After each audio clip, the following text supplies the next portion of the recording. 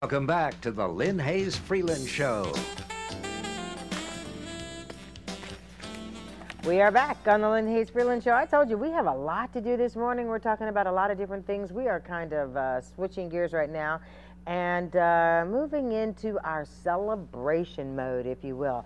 There are a lot of names that I could throw out to you, names I could mention in our community, and you automatically get a visual, a vision in mind. If I say Ozanam, what do you think of? What comes to your mind?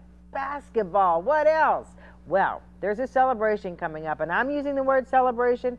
I don't know if that's the word that everybody's using, but that's my word. And here to talk about the celebration, it is a benefit dinner coming up, and there is so much to celebrate when we talk about Ozanam.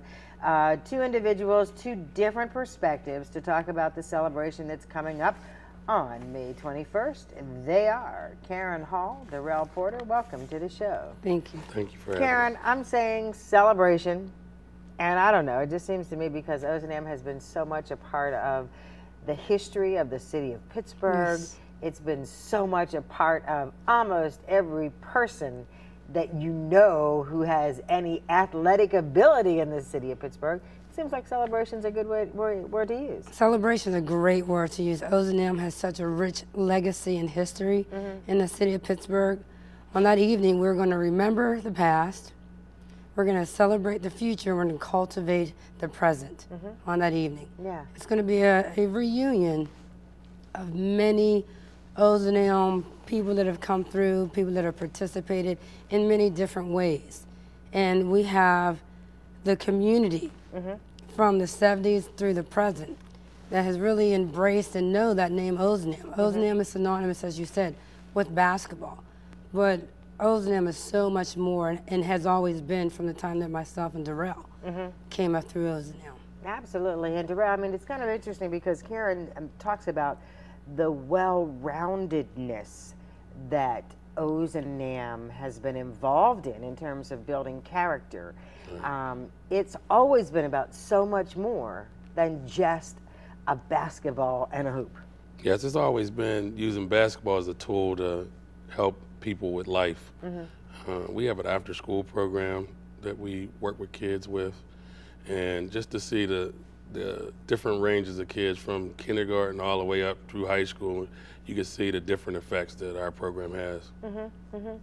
And you know what, Karen, I mean, we talk about it, and I say that Ozanam in its own way has probably touched most of the people that you know in the city of Pittsburgh, but it's certainly, you can't say the name Ozanam to just, you can say it to just about anybody who's grown up in this area, and they'll get a big smile on their face and say, I used to, I remember when, because everybody at some point spent some kind of time at Ozanam. Well, we have several partners that partner with Ozanam today.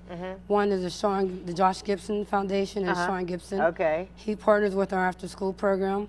We have the Hill House, that's a partner of Ozanam and City Parks. So it's just not the youth that have come through Ozanam, but we have reached out to community partners to help us with our youth of today as they did again when we played. Because it's the education piece that Darrell mentioned, it's the mentoring of the people that I just mentioned and other coaches that are in our program from within and around our community, and then it's the basketball. Basketball has always been last, but that's what you see. Okay. So as Darrell mentioned, basketball is the vehicle, but it has taught us about ourselves, education. We've been presented with mentors as we're just working to do today. Okay, all right. Now, two things. I want to talk more about the program today, and Darrell, I'm going to get to that in just a minute, but I want to talk specifically about the dinner, which is coming up. Now, two things we need to talk about because there are two faces associated with this dinner. The MC, the host of the night, is a very familiar face, but we're not going to talk about him because he works at one of those other stations that you know, it's just one of those other stations. Right. So we'll just let it go that he's an attractive male that works at one of those other stations. Agreed. But the other male is certainly has Pittsburgh ties, connections, but most folks know him from all those Tyler Perry movies, and all he has to do is walk on stage, on screen, and women just ooh and ah. And he's truly another handsome-looking gentleman. But he does have Pittsburgh ties. I'm just going to mention a little bit about Mr. Lamont Rucker, because Darrell actually has personal ties with him. Okay. And can really go into his Lamont's tie with Ozanam in Pittsburgh. So Darrell. Well, Lamont and I are related, so he's my cousin. Oh, get out of here. So I got to see him before he was a big hunk on Oh, television. get out of here. So I have a few different stories I could tell when he was younger. yeah, But he's well. always been a guy of character, and he actually started his college at CMU. So he was an excellent student, and he just knew everybody. And he did a good job networking and doing things, and he started a couple of different programs himself where he mentors kids and do a lot of the things that we do at Ozanam. Yeah, you know what? I've known Lamont for a long time. In fact, let's see, I'm dating myself now, but his mother and I grew up together. But when I first made that connection, I was just amazed. But one of the things that I've always appreciated about him is there is a gentleness in his spirit that is so warm and so giving. And I think that part of that comes across regardless of the role that he's playing on camera. I really think that too. I got to see him in a few movies. I told him last time I spoke with him, finally saw a movie when he got killed. Oh, like, yeah. That wasn't nice. Not cool. Yeah, not good. I like you in the Yeah, other roles. Yeah, exactly. Okay, so the dinner's coming up. Give us the date, the place, all the specifics. Sure. The Ozanam Benefit Dinner will be held May 21st at the U.S. Steel Towers at 600 Grant Street. It will be from 5 to 8 p.m. For more information, you can contact area code 412-389-4566. Okay. And you can also go to our website, which is www.ozanamprogram.org. And again, I mean, this is in many ways very similar, like we talked about the Pittsburgh Promise earlier. I mean, it's great to have these programs, but if the community doesn't support them, you all are just kind of spinning your wheels in a lot of ways, aren't you? Well, I think Mr. Carl Coleman, who's the founder, Wow, late yeah, Mr. Carl Coleman, yeah. You know, he did such a great job with all of us that Curtis Curitan, who is now our executive director, couldn't be here. But it was actually Darrell and Kurt that resurrected the Ozanam. And again, it reached out to everyone so that they can kind of bring back this Ozanam spirit.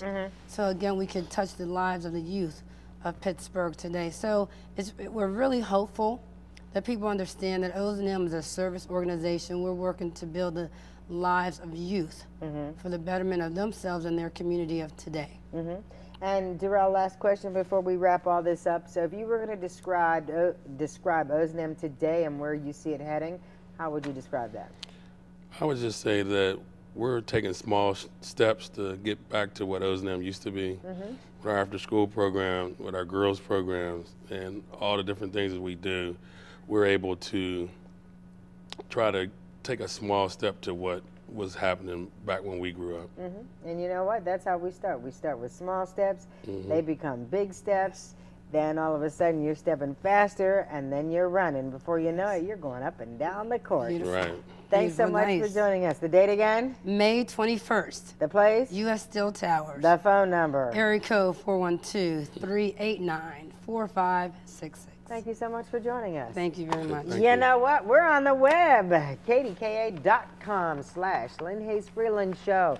Don't forget, I'm doing this web thing myself. I'm taking the time to do this, so I need you to log on and watch us. Get this information again. We'll take a commercial break. When we come back, we focus on women, young ladies, and a health opportunity you don't want to miss. Don't go away. Stage manager here. Who's All running right, the welcome show? back, everybody. I'm Alice Cannon. Welcome back to Night Talk right here. What a great group we just had, right? Andy, Lynne, and Jamie Meredith, as well as Rob Wilson. We're going to change gears, though. We're going to talk about Ozanam right now. Big event coming up this weekend. We'll have details for you, but Lamont Rucker is with us, noted actor, doing a lot of national work right now. There he is, and, of course, a Pittsburgh native. Tyler Perry's Meet the Browns. I mean, I'm going to get to Tyler. First of all, Tyler Perry's on it right now, right? Oh yeah, he's very much on it. I mean, it's crazy, and you see his work growing every time and so forth. But you did work for As the World Turns and All My Children. I mean, that to me makes a thespian. I mean, I love that stuff. I never hid from it. I get a big kick out of that daytime is stuff. great. Daytime is great. Great proving ground. And I actually got my feet wet while I was here in Pittsburgh in daytime for the very first time, actually on Young and the Restless. They came to Pittsburgh back when I was in college and did maybe a week or so here. And I met the executive producer, and I ended up probably shooting about, I think, 3 or 4 days on that. You know, just something what you call it under 5. I have, you know, very few lines, but made a very, you know, good impression on the executive producer of that show, and he was like, "What the hell are you doing in Pittsburgh? When you coming to LA?" Is that right? I was like, "Well, you know, I'm in college right now. Right. I'm not ready to go anywhere. I'm gonna start, you know, finish what I started. I was actually in graduate school at Duquesne. I see. And then, of course, as fate would have it, after graduating and moving to New York, I ended up, as you said, working on As the World Turns, and was on that show for a couple of years, and then did All My Children a couple years later after that. But daytime is a really great proving ground, so sorry to see a lot of those shows going away after 50, 60 years, some of them. But that's right. Yeah. I mean, that, and there is something to be said. I understand they're going the reality, the talk stuff. Well, yeah, everything's a soap opera now. Yeah. I mean, that's part of it, and just the way the entire industry has changed. Back in the day, you know, what used to happen is daytime paid for prime time. So all the money and the advertising dollars that were made, you know, during those, I mean, again, selling soap literally is part of where it comes from. But detergents. Right. A lot of that stuff also came from the early radio days, and then kind of had to adapt to the invention and expansion of television. And again, that's part of the reason why some of those things have been around for so long. That those audiences and have stayed faithful for a very long time. But now you're getting some of the same dynamics from so much of this other programming. And, you know, you got amateur, matter of fact, people who aren't actually even actors. Right. But, you know, the amount of money that it costs to pay for them and to follow them around making a fool out of themselves in prime time, that's nothing, and you can still get the same ratings and sell the same advertising space. Yeah, that's a great analysis and a great overview. I mean, but as an actor, somebody who's legitimate, somebody, I mean, what do you think when you see that? I mean, it's tough, because nowadays it's tough to tell somebody not to do that when that's how the game is played. So you gotta sometimes have some appreciation for the fact that people understand, and in order to be savvy and take advantage of the opportunity, then this is what I got to do. But at the same time, just because something is an opportunity doesn't mean it's a good opportunity, and doesn't mean there's not a consequence for making a fool out of yourself, disrespecting yourself, your family, your community, your race. I could go on and on and on. So there's a lot of people that absolutely have no business on television or with a camera in front of them. They should be ashamed of themselves. The writers, producers, creators of these shows should all be ashamed of themselves. Say it's good, but they're doing it for the buck. Exactly. So, but that's capitalism. So, you know, can you really blame them? You know, who's to say?